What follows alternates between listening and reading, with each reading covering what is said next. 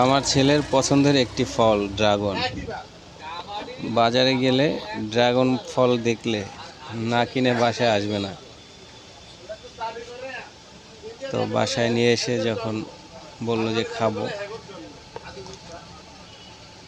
কেটে দেখলাম যে এটা কি মেডিসিন দিয়ে পাকানো নাকি প্রাকৃতিকভাবে পেকেছে, না মোটামুটি ঠিক আছে দেখা যায়। তবে মাঝখানে অনেকদিন ড্রাগন ফলের অনেক কথাই শুনলাম, তার জন্য বাসায় ড্রাগন ফল নিয়ে আসতাম না। তো এখন নিয়ে এসেছি ওর খাওয়ার জন্য। আব্বু, তুমি কি খাচ্ছ? ড্রাগন ফল।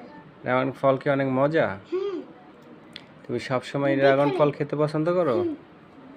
ও আচ্ছা, ভালো, খুবই মজা। অনেক মজা। আচ্ছা, তো তোমার আপুকে একটা দাও, খাও খাও। ওর বোনের হাতে একটা দিয়ে দাও। খাও। তুমি হাত দিয়ে দাও বোনকে, তুমি মুখে একটু দিয়ে দাও। তুমি প্রতিদিন কয়টা ড্রাগন খেতে পারো? হ্যাঁ, 100টা। 100টা খেতে পারো? আর বা তুমি এখান থেকে একটু খাও, মা নিয়ে খাও। নো, মালটা নিয়ে আসে নাই? হ্যাঁ, মালটাও খেতে পারবে। আচ্ছা, খাও। এটা কি অনেক মিষ্টি না পানসা পানসা? মিষ্টি। তোমার তো ঠোঁট গোলাপি হয়ে যাচ্ছে, এটার কালার অনেক সুন্দর। আর বা খাও, তুমি খাও, কামড় দিয়ে খাও। আবু, তাহলে ডাক্তার বলছে এই ড্রাগন ফল খাইতে হচ্ছে।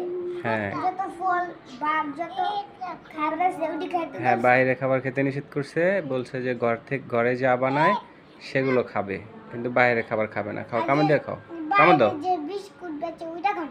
হ্যাঁ, প্যাকেট করা বিস্কিট খেতে পারবে, কিন্তু জুস খেতে পারবে না, সেন্টার ফুড খেতে পারবে না। তারপরে হলো তোমার আইসক্রিম খেতে নিষেধ করছে, কোক খেতে নিষেধ করছে।